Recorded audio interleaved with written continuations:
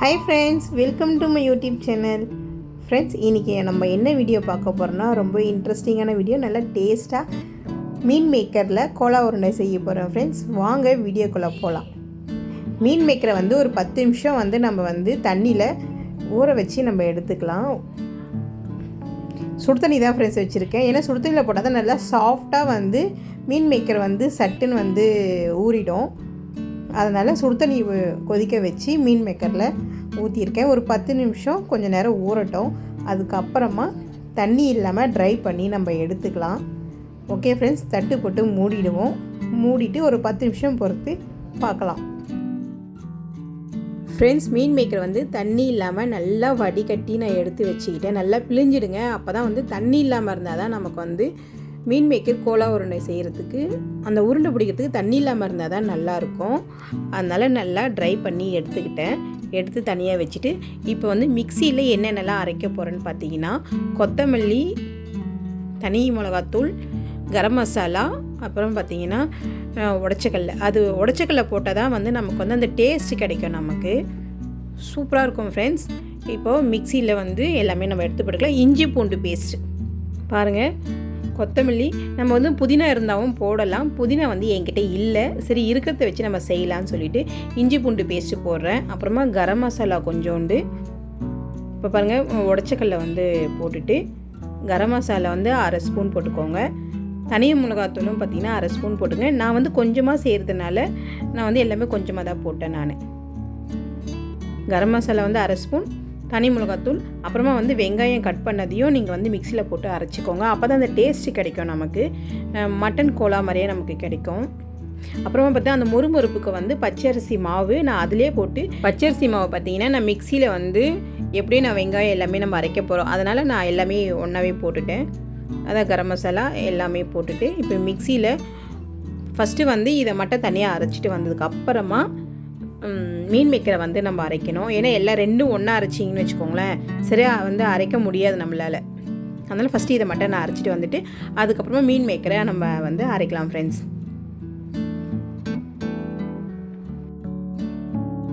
மிக்சியில் ஒரு ரவுண்டு நல்லா அரைச்சிட்டு வந்துட்டேன். பாருங்கள், தண்ணி இல்லாமல் நல்லா கெட்டியாக இருக்குது. மீன் மேக்கரில் எப்படியும் நம்ம பிழிஞ்சாலும் கொஞ்சமாவது தண்ணி அதில் லைட்டாக இருக்க தான் செய்யும். மீன் மேக்கரை நம்ம நல்லா பிழிஞ்சால் கூட கொஞ்சமாவது அந்த தண்ணியோட தன்மை அதில் இருக்கும். நீங்கள் எந்த ஒரு தண்ணியுமே அதில் மிக்ஸ் பண்ணாதீங்க. மிக்ஸ் பண்ணிட்டீங்கன்னா அப்படியே அந்த பேஸ்ட்டு பார்த்திங்கன்னா ரொம்ப கொலன்னு வந்துடும். கொஞ்சம் நமக்கு திக்காக தான் வரணும். அப்படி வந்தால் மட்டும்தான் நம்ம உருண்டை பிடிக்க முடியும். போட்டுட்டு இப்போ நம்ம அரைச்சிட்டு எப்படி வந்ததுன்னு பார்க்கலாம் வாங்க. ஃப்ரெண்ட்ஸ், அரைச்சிட்டேன் பாருங்கள். எனக்கு தனி மிளகாத்தூள் இன்னும் கொஞ்சம் வேணுன்றதுனால நான் கொஞ்சம் காரம் சேர்த்துக்கிட்டேன். ஏன்னா எனக்கு அரைச்சதுக்கப்புறம் காரம் கொஞ்சம் கம்மியாக இருக்கிற மாதிரி இருந்தது. இப்போ அரைச்சதுக்கப்புறம் பார்த்திங்கன்னா வெங்காயம் பார்த்திங்கன்னா நிறையவே போடுங்க. அது நல்லா டேஸ்ட்டு கொடுக்கும் நமக்கு. வெங்காயம், கொத்தமல்லி, கறிவேப்பிலை நல்லா சிறுவாக அரிஞ்சிட்டு, கொத்தமல்லி கறிவேப்பிலையும் பார்த்திங்கன்னா நல்லா சிறுவாக அரிஞ்சிட்டு போடுங்க. அப்போ தான் நீட்டாக இருந்தால் நல்லா இருக்காது. உருண்டை பிடிக்கிறதுக்கு சரியாக வாட்டம் வராது. எல்லாம் ரெடி பண்ணி வச்சுட்டேன். உப்பு காரெலாம் நீங்கள் இப்போயே டேஸ்ட் பார்த்துட்டு நம்ம ஃப்ரெண்ட்ஸ் உருண்டை பிடிக்க ஆரம்பிச்சிட்டேன். பாருங்கள், உருண்டை ஏற்கனவே ஒரு 4-5 உருண்டை பிடிச்சிட்டேன். நான் தண்ணியே நான் ஊற்றலை, நீங்களும் தண்ணி ஊற்றாதீங்க. அப்படி தண்ணி ஆயிடுச்சு அப்படின்னா அந்த உடச்சக்கல்லையே திருப்பி கொஞ்சோண்டு போட்டு அரைச்சிக்கோங்க. வேறு எதுவும் மிக்ஸ் பண்ணாதீங்க. உடச்சக்கல்லையே போட்டு நீங்கள் அரைச்சிக்கோங்க. அதுதான் நமக்கு பேஸ்ட்டு மாதிரியே இருக்கும் நமக்கு. இப்போயே பார்த்திங்கன்னா ஒரு சிக்கன் மட்டன் நம்ம வீட்டில் பக்கோடா செஞ்சால் எப்படி ஒரு வாசனை வரும் அந்த மாதிரி இருக்குது. நல்லா வாசனையாக இருக்குது. ஃப்ரெண்ட்ஸ், உருண்டை பிடிச்சிட்ருக்கோம். கடாயில் எண்ணெய் காஞ்சிட்ருக்கு. எண்ணெய் காஞ்சதுக்கப்புறமா கோலா உருண்டை போடலாம். பக்கத்தில் பார்த்திங்கன்னா வெஜிடபிள் ரைஸ் செஞ்சிட்ருக்கேன். விசில் வந்துட்டுருக்கு. எண்ணெய் எப்போ காயுமோன்னு வெயிட் பண்ணிகிட்ருக்கோம் ஃப்ரெண்ட்ஸ். ஓகே, போட ஆரம்பிச்சிட்டேன். நான் எடுக்க மறந்துட்டேன் ஃபஸ்ட்டே போடுறது. நல்லா ரவுண்ட் பண்ணி அழகாக போடுங்க. நல்லா எண்ணெயில் கொதிச்சிட்ருக்கு ஃப்ரெண்ட்ஸ். அதை பாருங்கள், அந்த கலரை பாருங்கள், செம்மையாக வந்திருக்கு கலர். நான் உண்மையாகவே எதிர்பார்க்கவே இல்லை.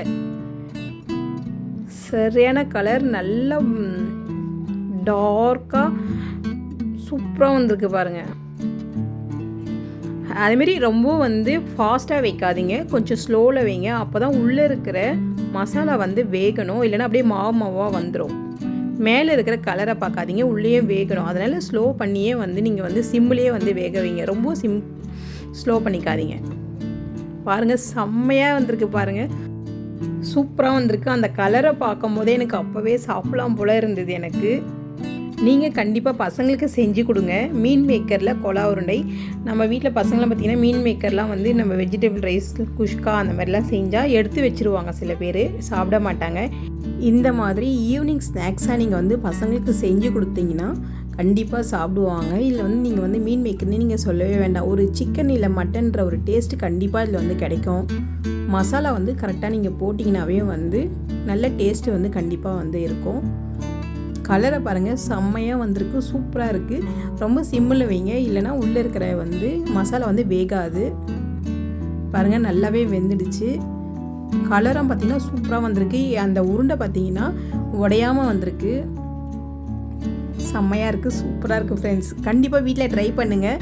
நல்லா இருந்ததுன்னா நல்லா இருக்குது, நல்லா இல்லை நீங்கள் செஞ்சுட்டு எனக்கு வந்து கமெண்ட்ஸ் வந்து கண்டிப்பாக வந்து சொல்லுங்கள் எப்படி இருக்குது அப்படின்ட்டு. ஃப்ரெண்ட்ஸ், செஞ்சு முடிச்சிட்டோம். இப்போ வீட்டில் இருக்கவங்கக்கிட்ட டேஸ்ட் எப்படி இருக்குன்ட்டு கேட்கலாம். என் ஹஸ்பண்டுக்கிட்டேயும் என் 2 பசங்கக்கிட்டேயும் கேட்கலாம் ஃப்ரெண்ட்ஸ். கிச்சனுக்கே அவங்க வந்து வரத்துக்கு ரெடியாக இருக்காங்க.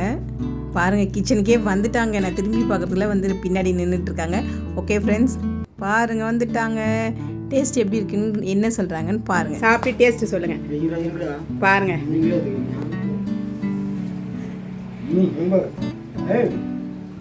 மட்டன் கோலா உருண்டை. சிக்கன் பக்கோடா இல்ல, மட்டன்ல தான் இந்த கோலா உருண்டை செய்வாங்க.